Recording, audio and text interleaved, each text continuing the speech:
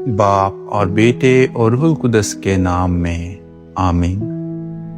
تم شام کو ایک برہ ذبح کرو گے اور میں خون دیکھ کر تم سے گزر جاؤں گا۔ ہمارے لیے آج کی تلاوت خروج کی کتاب اس کے 11ویں باب کی 10ویں آیت سے لے کر 12ویں باب کی 14ویں آیت تک۔ اور موسیٰ اور ہارون نے یہ سب معجزے فرعون کے سامنے کیے، اور خداوند نے اس کا دل سخت کیا کہ اس نے بنی اسرائیل کو اپنے ملک سے جانے نہ دیا۔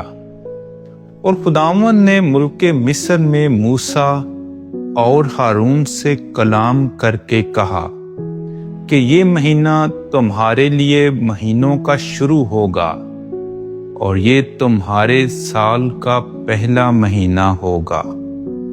اسرائیل کی ساری جماعت سے تم کلام کرو اور کہو کہ اس مہینہ کے 10ویں دن ہر ایک مرد اپنے آبائی خاندان کے مطابق گھر پیچھے ایک برہ لے، اور اگر کسی گھرانے میں برہ کھانے کے لیے آدمی کم ہوں تو اپنے ہمسائے کے ساتھ جو اس کے زیادہ نزدیک ہو مل کر نفری کے شمار کے مطابق ایک برہ لے رکھے۔ تم ہر ایک آدمی کے کھانے کی مقدار کے مطابق برہ کا حساب لگانا، اور تمہارا برہ بے داغ نر 1 سال کا ہوگا، اور تم اسے بھیڑوں یا بکریوں میں سے لوگے، اور تم اسے اس مہینہ کے 14ویں دن تک اپنے پاس محفوظ رکھو۔ تب بنی اسرائیل کی کل جماعت شام کے وقت اسے ذبح کرے، اور وہ اس کے خون میں سے لیں اور اسے ان گھروں کی جس میں اسے کھائیں دہلیز کے دونوں طرف اور اوپر کی چوکھٹ پر لگا دیں، اور اس کا گوشت آگ سے بھنا ہوا اسی رات کھائیں، فطیری روٹی اور کڑوی ترکاریوں کے ساتھ اسے کھائیں۔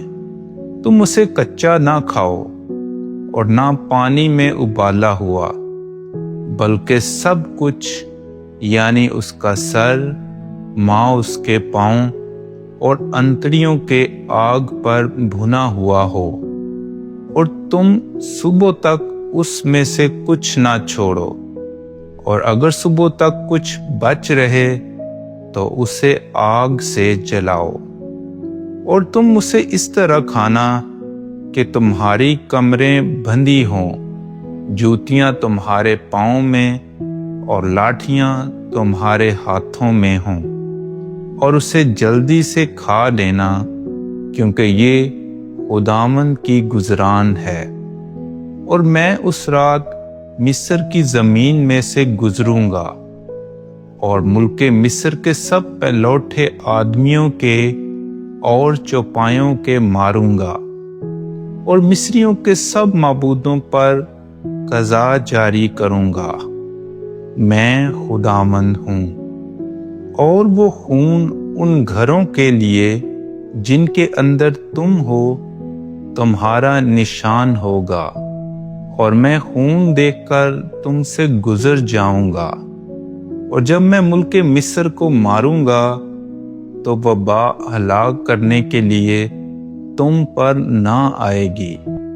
یہ دن تمہارے لیے ایک یادگار ہوگا، اور تم اسے گویا خداوند کی بڑی عید مانو گے۔ تم اسے بڑی شادمانی کے ساتھ نسل در نسل ابدی فرض جان کر عید مناؤ گے۔ پاک کلام کے پڑھے اور سنے جانے پر خدا کی برکت ہو۔